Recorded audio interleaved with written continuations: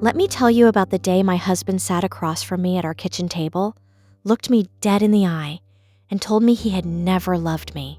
He thought it was a confession. He thought I was about to be destroyed. What he didn't know, what he had never known, not in 5 years of marriage, was that I had known the truth about him since before our wedding day. And I had spent 5 years quietly, patiently, methodically making sure that when this moment finally came, I would be the one holding every single card. My name is Allison, and this is the story of how my husband outsmarted himself right out of a $4.3 million inheritance. I grew up in a small town in Tennessee, the only child of parents who were, by most outward appearances, perfectly ordinary middle-class people. My dad was a high school history teacher. My mom worked part-time at a dental office. We lived in a modest 3-bedroom house, drove used cars, shopped at Walmart, and took road trips for vacation instead of flights. What almost nobody knew, including most of our extended family, was that my maternal grandmother had been, very quietly, extraordinarily wealthy. She had inherited land in Texas in the 1960s that turned out to be sitting on top of a significant amount of natural resources. She had invested carefully and privately for decades, lived simply, told almost no one, and when she passed away during my sophomore year of college, she left the entirety of her estate, valued at just over $4.3 million, to me, her only grandchild. The only person, she said in the letter, she left with her attorney, who had ever visited her just to visit, not to ask for anything. My parents knew. My grandmother's attorney knew. And I knew. That was it. We kept it that way deliberately, because my grandmother had spent her life watching money change people, and her final gift to me came with one explicit instruction. Don't let anyone love you for this. Make sure they love you first. I kept that secret for years. I lived on my teacher's salary. I became an elementary school teacher, which should tell you something about how seriously I took the money as part of my identity. I had a normal apartment, a normal car, normal everything. The inheritance sat in accounts managed by a private wealth firm my grandmother had set up, quietly growing, completely invisible to anyone who wasn't specifically looking for it. And then I met Derek. Derek was charming. I want to be fair about that. He was genuinely, effortlessly charming in a way that made you feel like the most interesting person in the room. He was handsome, funny, attentive. He remembered details. He asked follow-up questions. He texted back immediately. He brought flowers without being asked. We met at a mutual friend's birthday party in Nashville when I was 29. We dated for a year and a half before he proposed. I said yes. Here's what I also did, because my grandmother's words had never left me. About 4 months into dating Derek, I quietly hired a private investigator. Not because I suspected him of anything specific, but because I had $4.3 million sitting somewhere that he didn't know about, and I had been raised by a grandmother who believed in doing your homework. The PI came back with something that made my blood run cold and my brain go very, very still. Derek had dated 2 other women in the previous 6 years.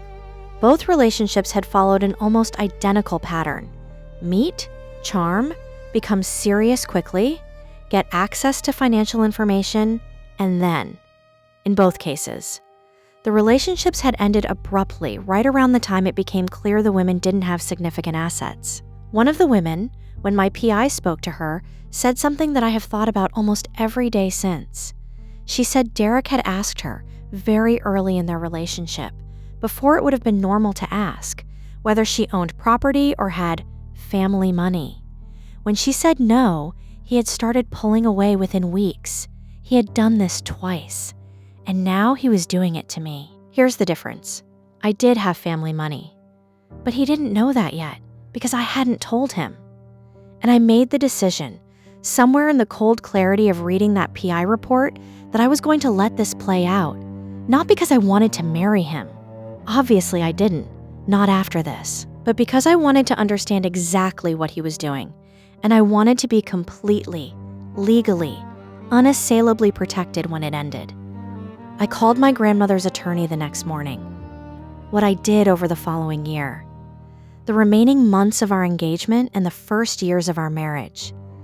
is the part of this story that most people can't quite believe when I tell them. I married Derek. Knowingly.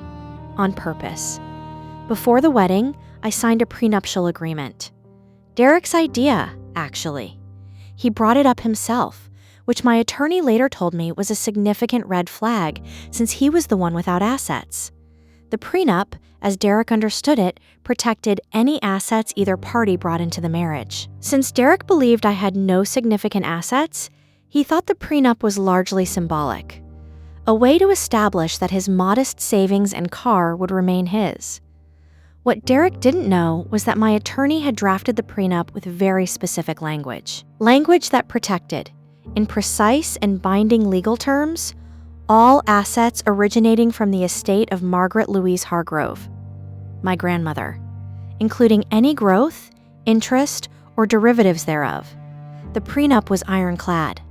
Derek signed it without having his own attorney review it, which my attorney had quietly hoped he would do but was not about to suggest. I also, around the time of the wedding, restructured how my inheritance was held. Everything went into a trust. A specific type of trust that made the assets legally separate from any marital property, fully documented, fully protected. My grandmother's attorney, who had been managing this estate for 30 years and had seen things, did this with great precision and a small, satisfied expression. And then I waited. I want you to understand that these were not 5 happy years. Derek was not cruel, exactly, but he was cold in the specific way that people are cold when they are performing a role rather than living a life. He was attentive when he needed to be and absent when he didn't. He made comments about my teacher's salary that were designed to land as gentle jokes but were actually assessments. He kept close track of our joint finances. We had a shared account for household expenses that I contributed to equally, and showed very little interest in me as a person beyond what was necessary to maintain the relationship. About 2 years in, he started an affair. I know this because I had maintained a quiet, periodic relationship with the same PI firm, and when I started noticing the signs, the changed phone passwords, the late nights at the office, the new cologne I made a call. Her name was Vanessa. She was 31, worked in marketing, had her own condo in Brentwood. As far as I could tell, she genuinely didn't know Derek was married, at least not at first. He'd told her he was separated. She found out the truth eventually. I know this because their communication pattern changed around month 8 of the affair, became more sporadic, more tense. But by that point, whatever they had built was apparently enough to keep them both in it. I let it go on for 14 months. I documented everything. My PI was thorough. On a Thursday evening in March, Derek came home, sat down at the kitchen table, and said he needed to talk to me. What followed was a speech that I believe he had rehearsed. He was calm. He was honest. He told me that he cared about me but had realized he wasn't in love with me. He said he had met someone. Didn't name her, but I knew. And that he felt it was only fair to tell me directly rather than drag things out. He said he wanted to do this the right way. Then he said the thing that he had clearly been building toward. He said he'd consulted a divorce attorney, and he believed that since we'd been married for 5 years and I'd been a homemaker, I was still teaching, but he had always framed my career that way in his head. He might be entitled to spousal support. He said he didn't want to be difficult about it. He just wanted what was fair. He was telling me he was going to try to take my money. The money he still didn't know I had. He was setting up to claim spousal support from a woman he thought was a school teacher, betting that I would either not fight it or not be able to. I looked at him for a long moment. Then I said, "Okay, Derek, let's talk about what's fair." I opened my laptop, which was sitting on the table, and I turned it around so he could see the screen. It was a document. Specifically, it was a summary prepared by my wealth management firm showing the current value of my grandmother's estate trust, now grown over 14 years of careful management to a little over $6.1 million. Derek's face did something I don't have words for. It went through about 4 different expressions in 2 seconds. I gave him a moment to process. Then I said, "I've known about your pattern since before we got married. I have the PI reports from 2019 and 2020, and the one from the past 14 months covering your relationship with Vanessa, who I understand now knows you're married. I have documentation of your prior relationships and how they ended. I have the prenup you signed, which my attorney is very confident will hold up in any court in Tennessee. And I have 14 months of evidence of marital infidelity, which, as I'm sure your attorney told you, does affect alimony determinations in this state? I paused. So when you say you want what's fair, I'd like you to really think carefully about what that means. Derek said nothing for a very long time. I want to be clear about something. I did not set out to destroy Derek. I set out to protect myself, and when the moment came, I laid out the truth clearly and let him make choices. He made bad choices. Instead of accepting that he had walked into a situation he fundamentally misunderstood, Derek got angry. He hired an aggressive attorney who sent threatening letters suggesting the prenup had been obtained through deception. His argument being that I had concealed assets before the marriage. My attorney responded, calmly and in detail, explaining that I had concealed nothing. I had simply not volunteered information about assets that were fully documented, properly held in trust, and explicitly covered by the prenup Derek had signed. Concealment, legally speaking, requires a deliberate misrepresentation. Not mentioning your grandmother's investment trust to a man you suspected of targeting wealthy women was not concealment. It was caution. The obtained through deception argument went nowhere. Derek then tried a different approach, which was to suggest that my grandmother's assets had commingled with marital assets over the years and were therefore partially marital property. My forensic accountant, who had been retained and briefed for exactly this possibility, spent about 2 weeks demonstrating precisely why that was not the case. That argument also went nowhere. By this point, Derek had spent a significant amount of money on legal fees pursuing 2 failed strategies.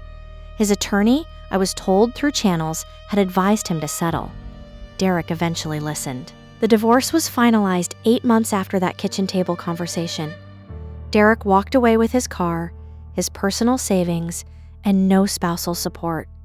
The prenup held completely. The trust was untouched. Vanessa, as far as I know, ended things with Derek around the time the affair became fully public knowledge, which it did because Derek's aggressive legal strategy had required making certain things part of the court record, and court records are public. His family found out. His coworkers found out. The story of a man who had spent years targeting women he believed had money, only to accidentally marry the one woman who actually had it and was completely prepared for him, was, I'll be honest, somewhat entertaining to a lot of people in our social circle. Derek relocated to a different city about 6 months after the divorce. I heard through a mutual friend that he's doing okay. I genuinely don't wish him harm. I just wish him elsewhere, which is what I got. I still teach 3rd grade. I love it. I was never going to stop. Not because I need the salary, but because it's who I am, and no amount of money my grandmother left me was ever going to change that.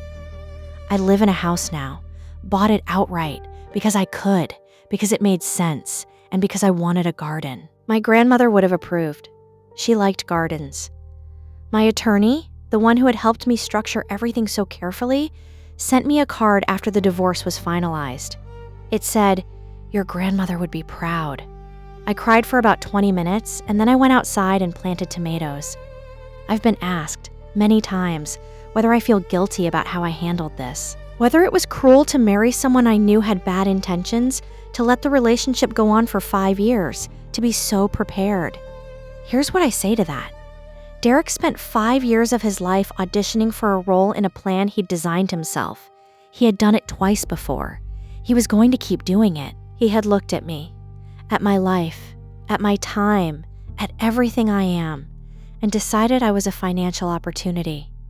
He had performed love. He had performed commitment. He had taken years from me that I will not get back. What I did was make sure that when his plan concluded, he left with exactly what he deserved, which was nothing. My grandmother told me not to let anyone love me for my money. She didn't say anything about what to do if someone tried. But I think, knowing her, knowing how her mind worked, knowing the letter she left me, knowing the trust she built so carefully so that no one could take what was mine. I think she would have understood completely. She'd been doing her own version of it her whole life. Update. For everyone asking, yes, I'm dating someone now. He's a fellow teacher. He knows about my grandmother's money. I told him on our third date because I'm done with secrets in either direction. He was quiet for a second, and then he said, okay, do you want to split the check or should I get it? Reader, I got it, and it was the best $42 I've ever spent.